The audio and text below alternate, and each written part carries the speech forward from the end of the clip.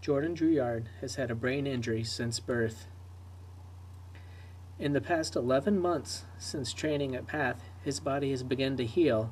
He has gained 16 pounds. That is a 44% gain in lean muscle mass against the weight he came in at. He's picked up close to 7 inches of muscle around his legs, chest, and arms. Emotionally, he is much more present in the room, co-creating his movements. Mentally, he is learning how to control his body. He's beginning to create his life.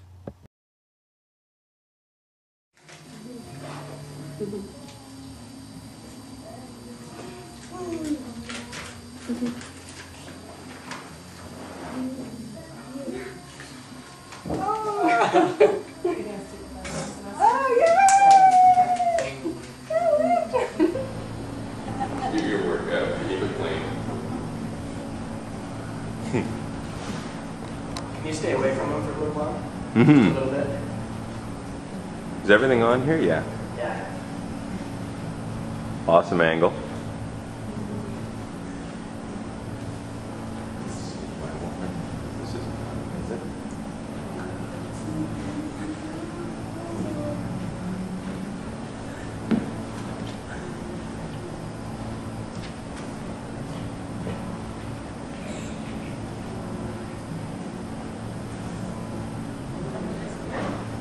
Just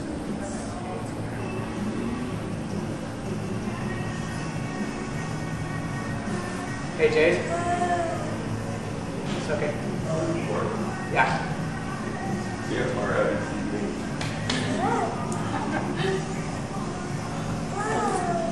Come in, okay.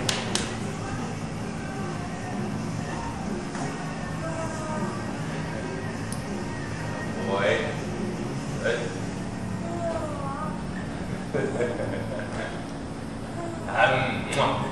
Good boy, man. That's awesome. You like that?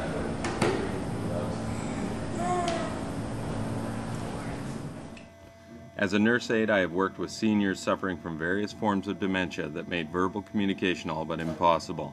Training Jordan, unable to speak as he is, forces JJ and myself to be more creative in how we teach this amazing boy. For example, if Jordan holds a desired position, we reinforce his success with a lot of physical affection immediately afterward. In contrast, when Jordan cannot or will not hold a position, we allow him to fall gently into an awkward spot with no affectionate touching.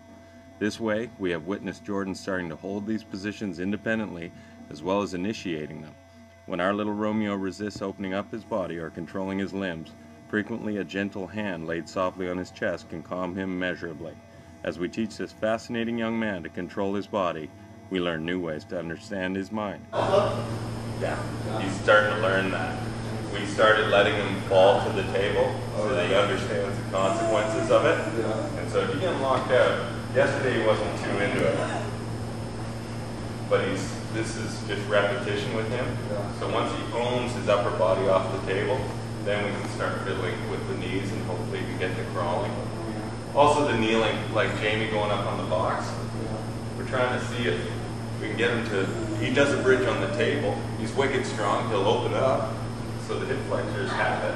Ah, boy. He's got Under Armour on today, so that helps. Yeah, definitely. He's got the performance gear on.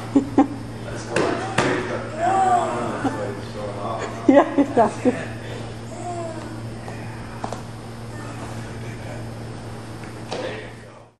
When I first began co-creating workouts with Jordan, I would hold my hand out in a fist in his eyesight, then grab his hand and pull the arm straight towards me, hitting his knuckles with my knuckles. This was our sign that we were beginning or ending our workout session. I did this day in and day out for months. The more times we repeated this, the easier it was to move his arm towards me. He was beginning to acknowledge our connection. As time progressed, he began to make a fist with his hand. He was co-creating our knuckles. One day, months later, I put my fist out there and he swung his arm out and almost hit my hand with his. I grabbed his hand, pulled on it, and connected with him. Maybe 2 times later, he began to create the movement necessary to do our knuckles on his own. We continue to co-create our knuckles every workout session. I don't know. Am I biting there? What about that? I'm not here to amuse you. I'm punishing you.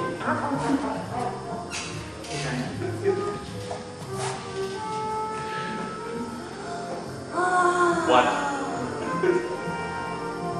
Let's do this. Jordan just celebrated his 10th birthday and his 1-year anniversary at p.a.t.h. Jordan is now receiving neuromuscular therapy at p.a.t.h. 2 hours a day, 5 days a week.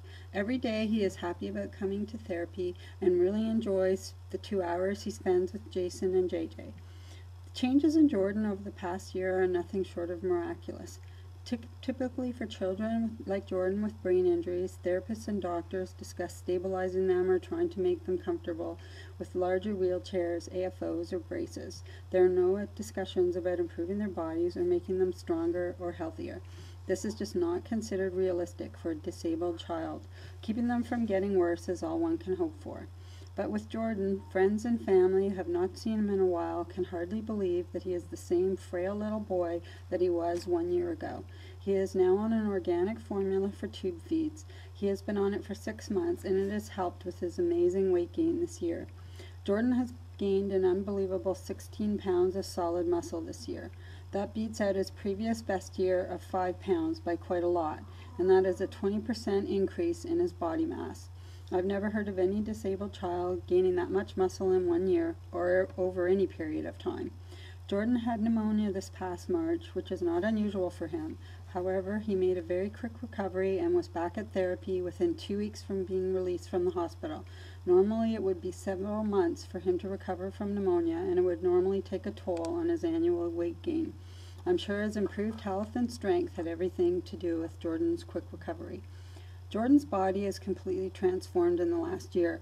Jordan now has muscles on top of his little muscles. He gained a total of 7.5 inches over his biceps, chest, quads, and calves, and it's solid muscle. He even has pecs now, and he is so strong. I've noticed it mainly in his torso. When I pick him up, he can hold his body erect and look around and no longer melts into my body. His head control and neck strength are also improved, as well as his arms and legs. Jordan is generally happy all the time now and seems to exude more confidence. I know that sounds odd for a non-verbal disabled boy to exude self-confidence, but that is how it appears. He is also more mentally alert, whereas he used to have periods in a day when he would go into a daze. His therapist used to joke that Jordan was on coffee break. He rarely does that now. The other day we had a repairman at our house. I was standing beside Jordan as he was sitting in his seating system. As I was talking, I felt this little hand holding my hand. I patted the little hand and continued talking. This happened 3 or 4 times while I was talking to the man. It was a strange sensation for me, but I didn't think about it till after the repairman left. Previously, Jordan had enough control of his muscles to swat towards you, and he would hit your arm or leg or whatever was closest to him. That was not the case the other day. He actually reached over and held my hand. There was no swatting. This is the first time he's ever been able to control his muscles enough to do that. Every day at therapy, Jordan puts in 110% effort, and he does amazing things that no one would ever believe he should be able to do. He can be put on all fours on his own now and maintain it for quite a while, and he holds his head up and looks around. He can hold a bridge position longer than most able-bodied people can. Every day it seems like new things are clicking between Jordan's brain and his body. This would not and did not happen when he spent all day every day in a wheelchair.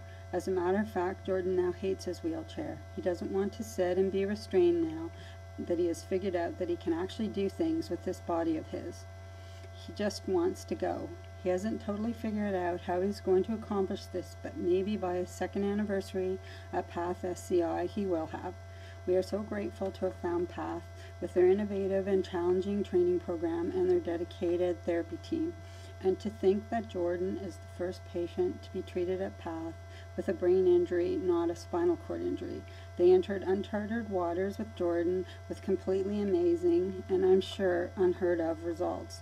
We are so proud of Jordan and all his work, and we have p.a.t.h. to thank for awakening all this ability